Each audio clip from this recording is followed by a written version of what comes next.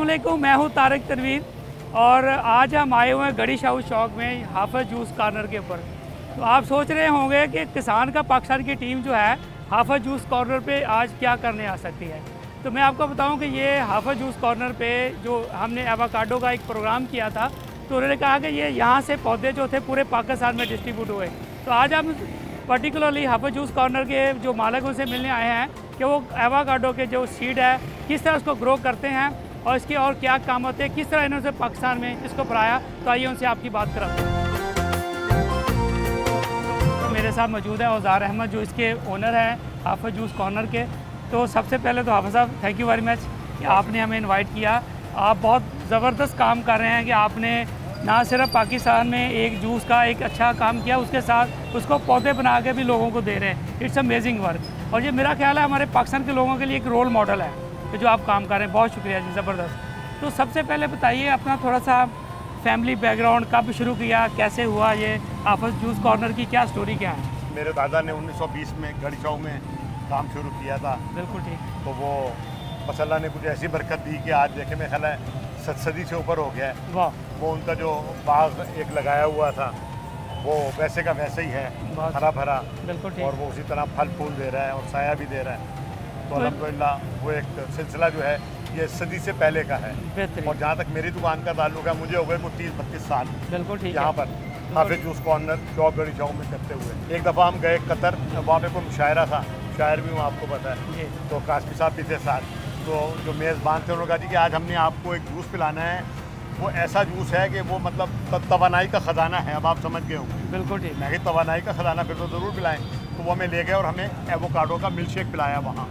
Dubai में भी पिलाया और कतर में भी पिलाया। बिल्कुल। तो जब मैंने वहाँ देखा तो वो बस हाइपर स्टार में गया और वहाँ से फिर हमने एवोकाडो ले लिए। बिल्कुल ठीक। और शुरू कर दिया और बस अल्लाह ने फिर उसमें बरकत दे दी। और ये हमारे लिए बड़ी एजाज़ की बात है कि पाकिस्तान में हमारा पहला पॉइंट है जहाँ पर एवोकाडो का मिल्क शेक पब्लिकली मिलता है। बिल्कुल ठीक। और ये हमारे लिए बड़ी एजाज़ की बात है कि हम इसके जो पौधे हैं वो हम फ्री तकसीम करते हैं। अब ये देखें ना, ये पौधे लगे हुए हैं। जी जी। ये 3-4 महीने के पौधे हैं। ठीक है। 3-4 महीने की हमारी, ये मेरे बच्चे हैं समझे। बिल्कुल ठीक है। तो मैं कहता हूँ यार इसको देता हूँ कि यार इसकी कदर करना और इसके साथ पूरा इंसाफ करना। आप ले जाएं जितने मर्जी ले जाएं। हमने सैकड़ों हज़ारों की तादाद में तकसीम कर दी है लोगों को, बिल्कुल ठीक। इंस्टीट्यूट को, मतलब अच्छा, बहुत सारे ये इदारों जो को। इसके बड़ा एक पौधा उगाना एक पर्टिकुलर एक पूरा एक स्किल्ड है, एक हुनरमंदी है।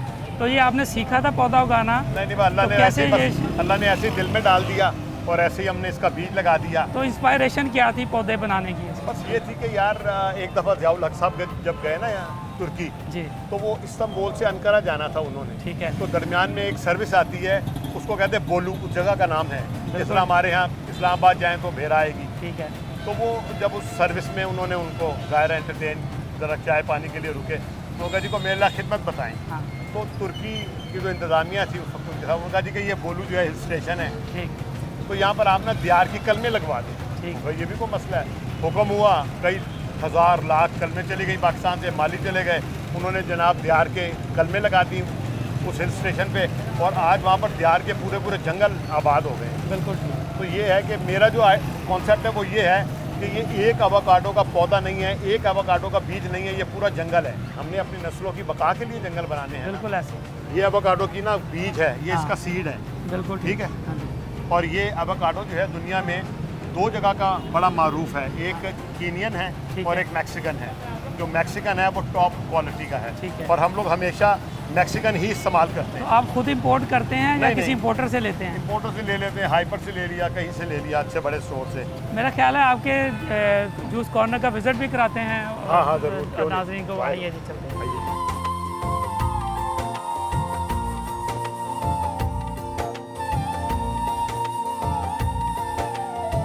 ये देखिए जी, जो है मैक्सिकन जो एवोकाडो है, अभी हम आगे हैं जो इनकी वर्किंग एरिया है यहाँ पे, तो हम आपको दिखाते हैं कि ये एवोकाडो का जूस बनाते कैसे हैं और इसका टेस्ट कैसा है, अभी हम चेक करते हैं।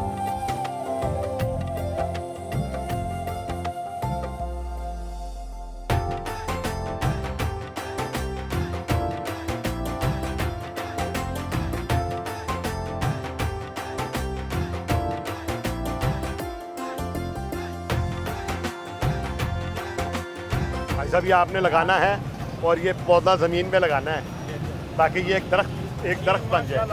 देखिए यहाँ पे जो पूरा जंगल है बनाना है। हाफा जूस कॉर्नर पे जो एवोकाडो के बीज से बनाए गए पौधे हैं वो डिस्ट्रीब्यूट किए जा रहे हैं। तो ये जैसा बताइए कि ये हर एक को आप फ्री में देते हैं या जो जूस पीता उन्हीं को देते हैं? यार को जूस पीता है उसको भी देते, और नहीं पीता उसको भी दे देते। बेहतरीन। और पूरे पाकिस्तान में हमारे पौधे गए हैं ये। बिल्कुल ठीक है। तो अभी तक आप कितने पौधे ऑलमोस्ट ऐसे होता है ना, कोई गिनती होती है? बेशुमार। शिकवे जुल्मत शब से तो कहीं बेहतर था।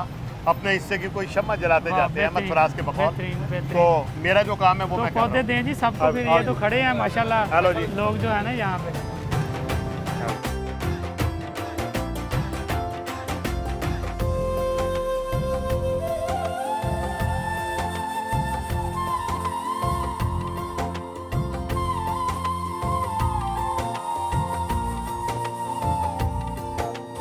पौधे जो है जी हमारी इन्वायरमेंट के लिए एक बहुत अहम किरदार अदा करते हैं। हमारे घरों में, हमारी सड़कों पे, हमारी रेलवे लाइंस भी खाली पड़ी हुई हैं, हमारी नहरें खाली पड़ी हुई हैं और हमारे खेलों के मैदान खाली पड़े हैं। और ये जो काम कर रहे हैं ये पूरे पाकिस्तान के लिए एक रोल मॉडल है कि ये पौधे यहाँ जाएंगे। और देखें जी अभी ये मिल्क शेक जो एवोकाडो का बन के आ गया हमारे पास, तो इसको अभी हम टेस्ट करते हैं तो देखते हैं कि किस तरह का टेस्ट अच्छा, है हम एक इसका। और भी काम कर रहे हैं। जो हमारी जो फूड वेस्ट होती है वो हम उन लोगों को दे देते हैं जो कि खाद बनाते हैं। बिल्कुल ठीक है। यानी हमारे पास बेहतरीन। फूड वेस्ट तो बेशुमार होती है। हाँ जी।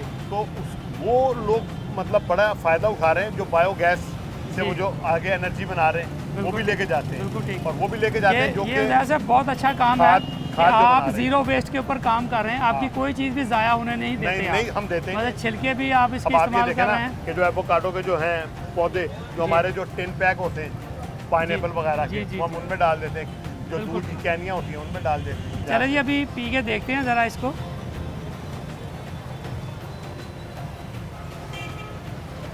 वाह, रियली अमेजिंग टेस्ट। इसमें हनी इन्होंने जिस तरह आपने मिलाया हुआ है और बहुत ज़बरदस्त, बिल्कुल मुझे मक्खन की तरह का टेस्ट, जिस तरह मक्खन डाला हुआ है और वाकई रियल में मक्खन फल का ये ही इंसान के लिए, ह्यूमन के लिए ये जो एवोकाडो है ये समझे कि मक्खन और मलाई है। जी मैं समझता हूँ कि जैसे ये एक सीड है एवोकाडो का। पाकिस्तान में जितने भी बड़ी से बड़ी जो जूस कॉर्नर्स हैं इसमें लाखों की तादाद से जो सीड जो है ना वो पैदा होते हैं। ये देखें ये सीड नहीं है, ये पूरी एक ज़िंदगी है। एग्जैक्टली। ये पूरी एक ज़िंदगी है, ये सीड नहीं है। ये लोगों को गलतफहमी है, ये ज़िंदगी है पूरी।